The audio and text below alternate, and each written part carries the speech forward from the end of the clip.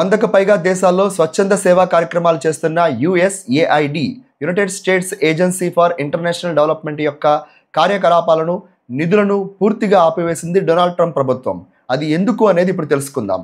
Hello అందరికీ నమస్కారం. నా పేరు కళ్యాణ్ దత్ మేడిశెట్టి. ఈ ఛానల్లో మీరు ఇంటర్నేషనల్ అఫైర్స్ మరియు కెరీర్ గైడెన్స్ సంబంధించిన వీడియోస్ని చూసుకోవచ్చు. 1961లో మొదలైన యుఎస్ఏఐడి పేదరిక మరియు వెనుకబడ్డ దేశాలలో ఎన్నో స్వచ్ఛంద కార్యక్రమాలు చేస్తుంది. ఉదాహరణకు సిరియా, యెమెన్ లాంటి దేశాల్లో స్వచ్ఛందంగా వ్యాక్సిన్స్ ఇవ్వడం, అలాగే మెడిసిన్స్ సప్లై చేయడం చేస్తుంది. మరియు ఆఫ్రికా దేశాల్లో కరువు కాటకాలతోనూ వరదలతోనూ ఇబ్బంది పడుతున్న కొన్ని ప్రాంతాల్లో వాళ్ళకి ఆహారం కూడా సప్లై చేయడం చేస్తున్నారు. అలాగే మనం పరిశీలిస్తే కనుక ఆర్థికంగా వెనుకబడిన ప్రాంతాల్లో వీళ్ళు మైక్రో ఫైనాన్స్, రోడ్లు వేయించడం, వ్యవసాయానికి సంబంధించిన సహాయం చేయడం కూడా చేస్తున్నారు. అలాగే ప్రజాస్వామ్య విలువలు పెంచడానికి కూడా వీళ్ళు ఆ దేశాల్లో కష్టపడుతున్నారని తెలుస్తుంది.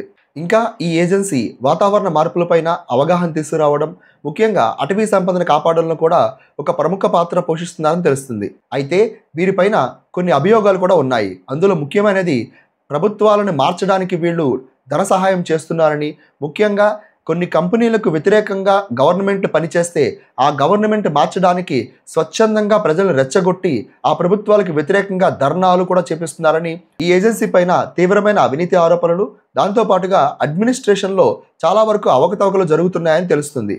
నూతనంగా డొనాల్డ్ ట్రంప్ ప్రభుత్వంలోకి వెళ్ళిన Elon Musk department of government efficiency కూడా కొన్ని నూతనమైన అభియోగాలు చేసింది. అందులో ముఖ్యమైనది సెర్బియాలో $1.5 మిలియన్ అమౌంట్ని ఎల్జిబిటి కమ్యూనిటీకి ఇచ్చారని, కొలంబియాలో కూడా ఇన్వెస్ట్మెంట్లన్నీ కూడా ట్రాన్స్జెండర్ ఆపరేషన్ కోసం అని చెప్పి, అలాగే పెరూలోను, ఐర్లాండ్లో కూడా ఇలాంటి ఫండింగే చేశారని చెప్పి ఆ రిపోర్ట్లో తెలియజేశారు.